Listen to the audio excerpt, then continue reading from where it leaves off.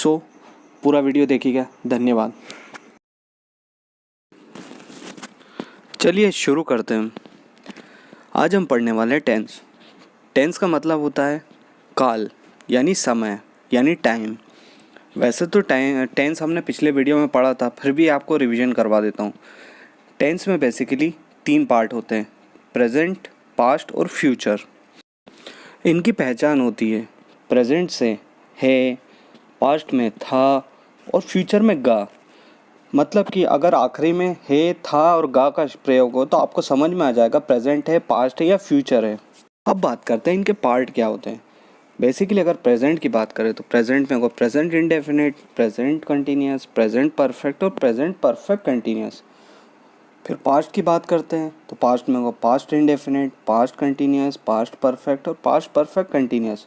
और अगर फ्यूचर की बात करें तो फ्यूचर में होगा future indefinite, future continuous, future perfect और फ्यूचर परफेक्ट कंटिन्यूस। वैसे तो 3 ही काल होते हैं, प्रेजेंट, पास्ट और फ्यूचर। अगर इनको समझना हो तो इनके 4 पार्ट होते हैं, पास्ट के 4, प्रेजेंट के 4 और फ्यूचर के 4। अगर और सरल भाषा में आपको समझाना हो तो ये समझाता हूँ। गांव में एक बुजुर्ग रहते हैं जिनका नाम टेंस है।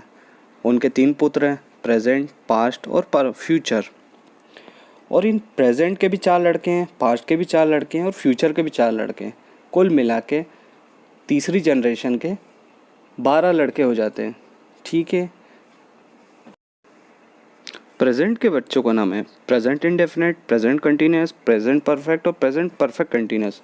पास्ट के बच्चों का नाम है past indefinite, past continuous, past perfect और पास्ट परफेक्ट कंटिन्यूस। वैसे ही फ्यूचर के बच्चों का नाम है future indefinite, future continuous, future perfect और फ्यूचर परफेक्ट कंटिन्यूस। इस तरीके से 12 बच्चे हो जाते हैं, मतलब कि 12 टेंस हो जाते हैं। अब आपको समझ में आ गया होगा, उम्मीद करता हूँ। हमें टेंस चार्ट क्रिएट करने के लिए 3 रो और 4 कॉलम की ज़रूरत पड़ती है। रो में हम रखेंगे प्रेजेंट, पास्ट और फ्यूचर, जिनके 4 पार्ट होते हैं, प्रेजेंट के भी 4, पास्ट के भी 4 और फ्यूचर के भी 4। और हम कॉलम में एक कॉलम में रखेंगे इंडेफिनिट, फिर दूसरे में रखेंगे कंटिन्यूस, फिर परफेक्ट और फिर परफेक्ट कंटिन्यूस। इस तरीके से हमारे पास 4 कॉलम और 3 रो हो जाएंगे। सबसे पहले टेंस को जानने के लिए हमें ये पता होना चाहिए कौन सा हिंदी का वर्ड आखिरी में आएगा जिससे हम उसको पहचान सकें। अब देखते हैं इंडेफिनिट को कैसे पहचानें। प्रेजेंट इंडेफिनिट के आखिरी में आता है ता और ती, पास्ट इंडेफिनिट के ता और फ्यूचर के गा का प्रयोग होता है। फ्यूचर इंडेफिनिट के आखिरी में गा का प्रयोग होता है। तो इस तरीके से आपको पहचान में आ जाएंगे इंडेफिनिट के सारे सेंटेंसेस। हमें कंटिन्यूस और परफेक्ट कंटिन्यूस को पहचानना हो तो उसके आखिरी में रहा वर्ड हमेशा आएगा।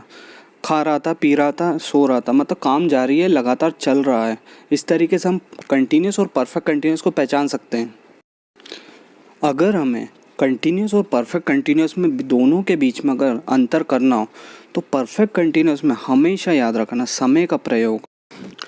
मैं सुबह से खा रहा हूँ, मैं दोपहर से दौड़ रहा हूँ। इसमें एक समय बताया गया है, समय दर्शाया गया। और अगर किसी भी वाक्य में समय को दर्शाया जाता है तो वो परफेक्ट कंटिन्यूस के अंतर्गत आ जाता है। और अगर हमें परफेक्ट को पहचानना हो, परफेक्ट मतलब काम कंप्लीट हो चुका है, कंप्लीट हो चुका है, चुका वर्ड का हमेशा यूज़ होगा। अगर आपको देखना हो तो पास्ट, प्रेजेंट और परफेक्ट में चुका है वर्ड का यूज़ होगा तो समझ लीजिएगा वो परफेक्ट के अंतर्गत आ जाता है। अब कंटिन्यूस परफेक्ट और परफेक्ट कंटिन्यूस में अंतर समझ लेते हैं। उदाहरण से मैं फुटबॉल खेल रहा हूँ, ये आ जाएगा कंटिन्यूस में क्योंकि काम चल रहा है। मैं फुटबॉल खेल चुका हूँ, मतलब ये कंप्लीट हो चुका है, परफेक्ट का सेंटेंस है। और मैं सुबह से फुटबॉल खेल रहा हूँ, ये परफेक्ट कंटिन्यूस के अंतर्गत आ जाएगा। पास्ट टेंस में सभी के आगे था का प्रयोग होगा। था जहाँ भी आएगा आप समझ जाइएगा पास्ट टेंस है। जैसे कि वह गाना गाता था, इंडेफिनिट, वह गाना गा रहा था, कंटिन्यूस, वह गाना गा चुका था, परफेक्ट, और वह 2 साल से गाना गा रहा था, परफेक्ट कंटिन्यूस। फ्यूचर में सिवाय इंडेफिनिट में बाकी सब में होगा का प्रयोग होगा, बाकी सिर्फ इंडेफिनिट में गा का प्रयोग होगा। ठीक है। वह गाना गाएगा, इंडेफिनिट, वह गाना गा रहा होगा, कंटिन्यूस, वह गाना गा चुका होगा, परफेक्ट, वह 2 साल से गाना गा रहा होगा, फ्यूचर परफेक्ट कंटिन्यूस। अब हमें ये पता चल गया है कि कौन सा वर्ड आएगा तो कौन सा टेंस यूज़ होगा हिंदी में। अब देखते हैं इंग्लिश में कैसे पहचानें, वो कैसे सेंटेंस मेकिंग करें। यही टेंस चार्ट अब शुरू होता है। इंडेफिनिट टेंस में एस और ई एस का प्रयोग होता है। अगर O X C H double S S H का प्रयोग होता है वर्ब के अंदर, क्रिया के अंदर, तो ई एस का प्रयोग होगा, अदरवाइज एस का प्रयोग होगा। पर इसमें भी एक बात का ध्यान रखना पड़ेगा, जब भी प्लूरल हो सब्जेक्ट तो वर्ब का फर्स्ट फॉर्म लगेगा, और बाकी में अगर सिंगुलर हो तो एस और ई एस। डज जो रहेगा वो हमेशा एक वचन के साथ प्रयोग होगा और डू हमेशा बहुवचन के साथ। अब बात करते हैं कंटिन्यूस। कंटिन्यूस में इज ए मार का प्रयोग होगा। एम का प्रयोग हमेशा आई के साथ होता है, इज हमेशा सिंगुलर के साथ प्रयोग होगा और आर हमेशा प्लूरल के साथ प्रयोग होगा।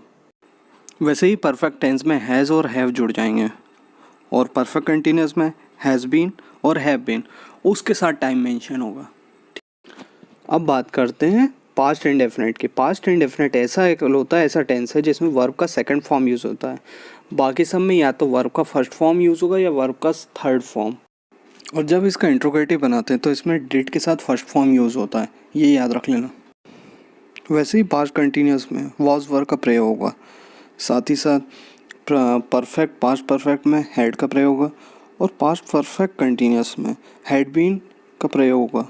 फ्यूचर में विल और शाल का प्रयोग होगा, आई और वी के साथ शाल का प्रयोग होगा, बाकी सबके साथ विल का प्रयोग होगा। ठीक। फ्यूचर कंटिन्यूस में विल बी और शाल बी का प्रयोग होगा, जहाँ पे रहा होगा प्रयोग होगा वहाँ पे विल बी और शाल बी का प्रयोग होगा। वैसे ही चुका होगा मैं विल है और शाल हैव का प्रयोग होगा। वैसे ही फ्यूचर परफेक्ट कंटिन्यूस में रहा होगा के साथ विल हैव बीन और शाल हैव बीन का प्रयोग होगा।